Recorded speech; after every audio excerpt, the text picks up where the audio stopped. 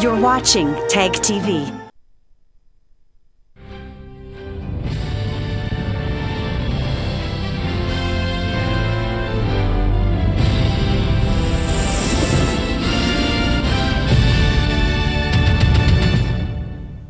Good evening. Welcome to South Asia Newsline. I'm Surbhi Sharma. The top stories we are tracking for you on Friday, the 14th of December. Indian President inaugurates 5th Enterprise India show in Myanmar.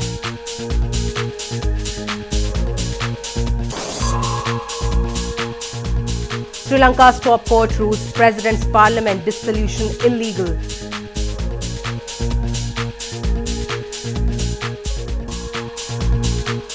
And Bangladesh ruling Awami League kicks off election campaigning.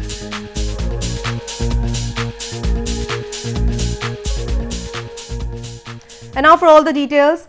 Indian President Ram Nath Kovind on Thursday inaugurated the 5th Enterprise India show along with Myanmar's Vice President in Yangon City. President Kovind, while addressing business leaders, expressed that India has a multi-pronged approach to strengthen its economic and commercial relations with Myanmar. Indian President Ram Nath Kovind on Thursday said that India has multi-pronged approach to strengthen its economic and commercial relations with Myanmar.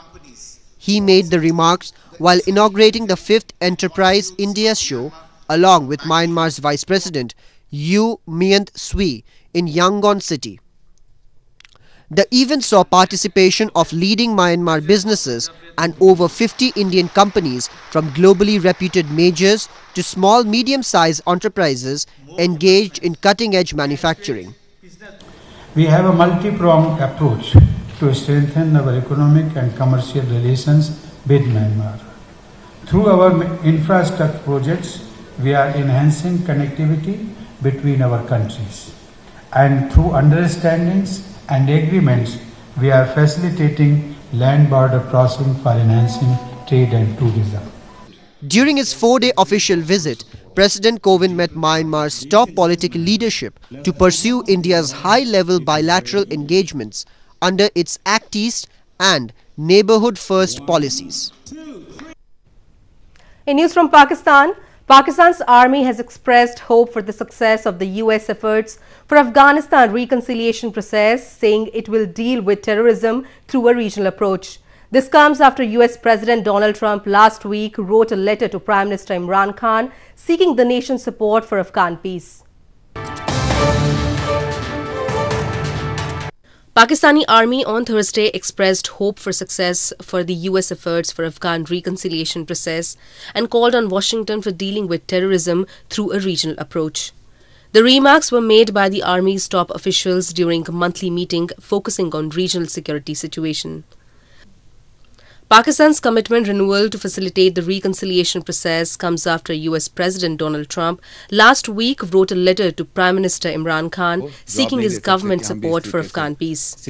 Last week, speaking at a press conference, Pakistan Army's spokesperson Major General Asif Ghafoor has also said that political reconciliation must succeed and that the country is taking every step needed to make the US succeed in its efforts.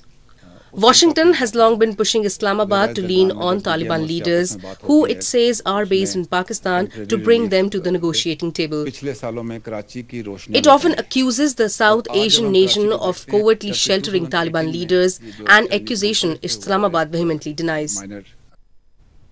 In news from Afghanistan, Afghanistan's President Ashraf Ghani on Thursday inaugurated the Lapis Lazuli corridor, which will connect Afghanistan to the Black Sea and ultimately to the Mediterranean Sea and Europe.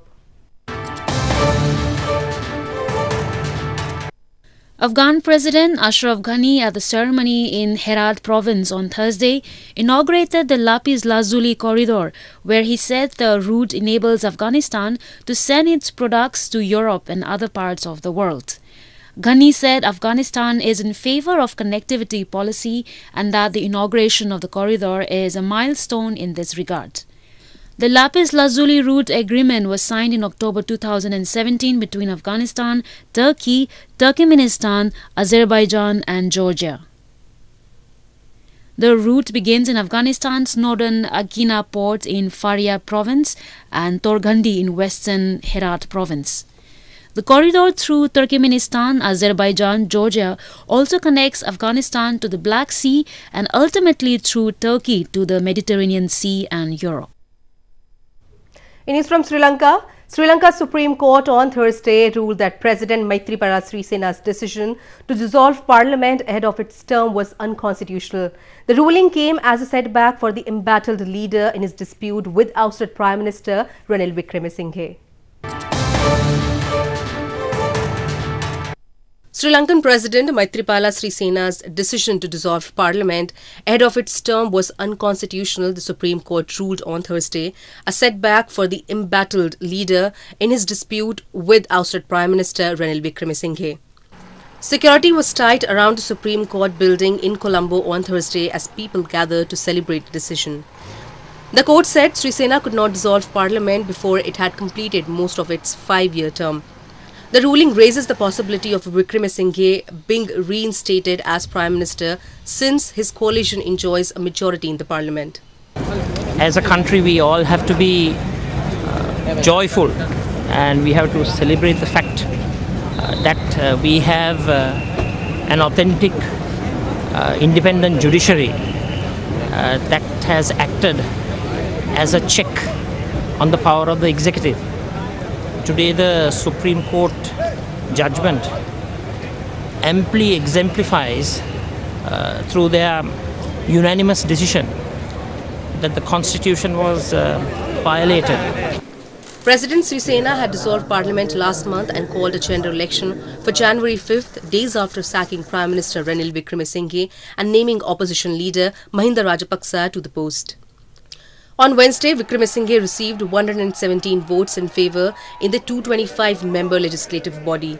The confidence vote and court ruling is now expected to increase pressure on the president to reappoint him as Prime Minister. Moving on to news from Bangladesh, Bangladesh's ruling Awami League Party on Thursday kicked off campaigning for the parliamentary elections with hundreds of supporters taking to the streets and calling people to vote in the party's favour. The elections are scheduled to be held on December 30th this year.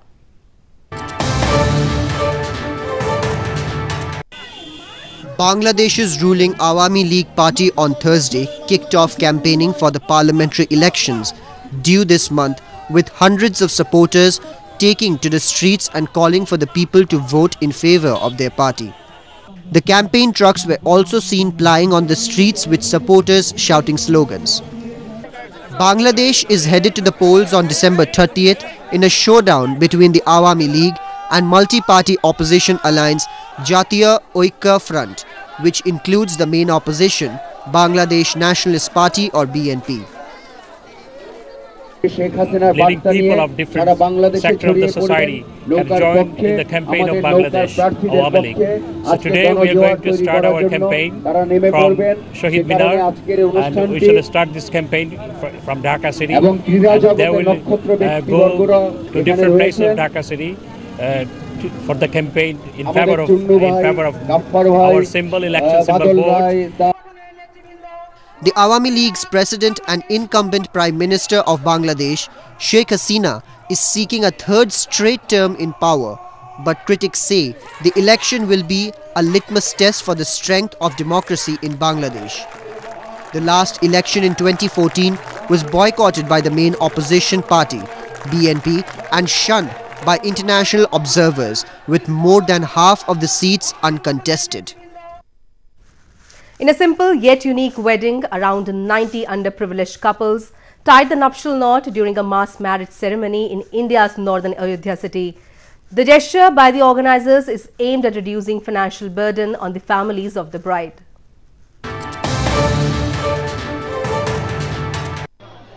Around 90 underprivileged Hindu couples on Thursday exchanged sacred vows and tied the nuptial knot in a mass wedding ceremony organized in Ayodhya city of India's northern Uttar Pradesh province. The ceremony, which was organized by a local charitable trust committee, witnessed participation of hundreds of relatives and friends of the couples.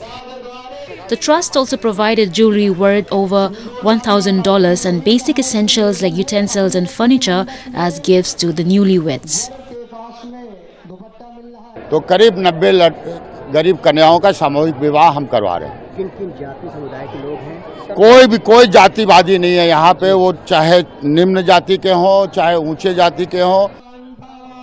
Mass weddings are becoming very popular, especially among economically backward sections of the Indian society, as these reduce the financial burden on the parents or guardians of the brides. Tibetan spiritual leader Dalai Lama on Friday said there was too much violence in the 20th century and people in the 21st century should not repeat it. He made the remarks while addressing a gathering of the students as a part of his 3-day visit to India's western Mumbai city.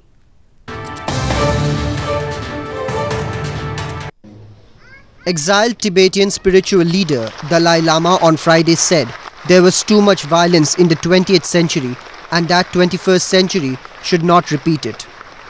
He made the remarks while addressing a gathering at the Indian Institute of Technology, Bombay, in India's western Mumbai as part of his 3-day tour to the city. He further said one needs peace to be happy and that genuine peace can only be developed through inner peace. Concept of we and they. That creates violence and bully, exploitation, and worst thing, killing. So all these are ultimately related with our mind, with too much emphasis on differences. Now the only remedy is go deeper level, where all 7 billion human beings are same human being.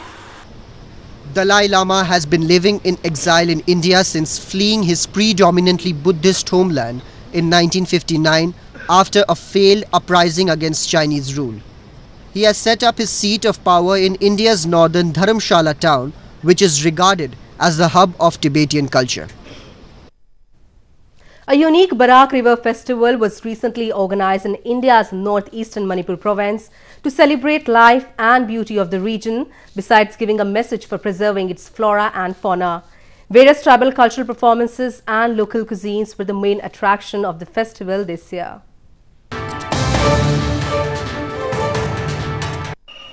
With an objective of promoting India's northeastern Manipur province as a popular tourism destination across the world, a unique Barak River Festival was organized in Senapati district of the province.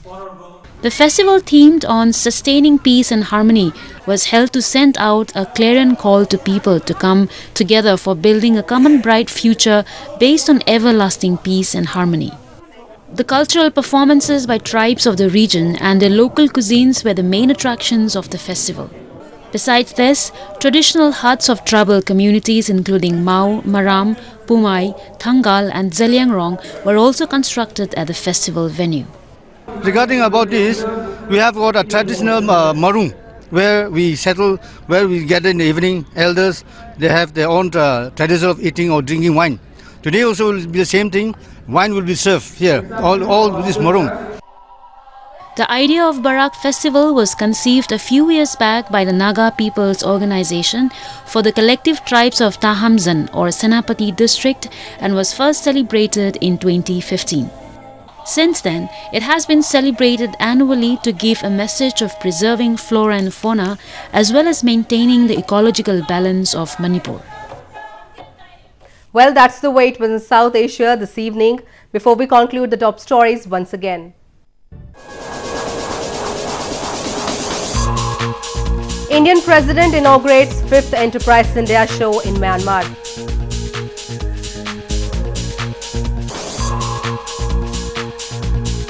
Sri Lanka's top court rules President's Parliament dissolution illegal.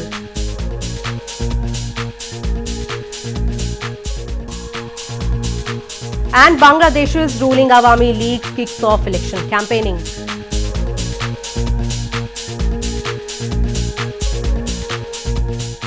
Now our viewers can watch the show on SouthAsiaNewsline.com. You can also visit us on Facebook.com/SAsiaNewsline and follow us on Twitter at @SAsiaNewsline. That's all in tonight's edition. We will see you same time next week. Have a great weekend and good night.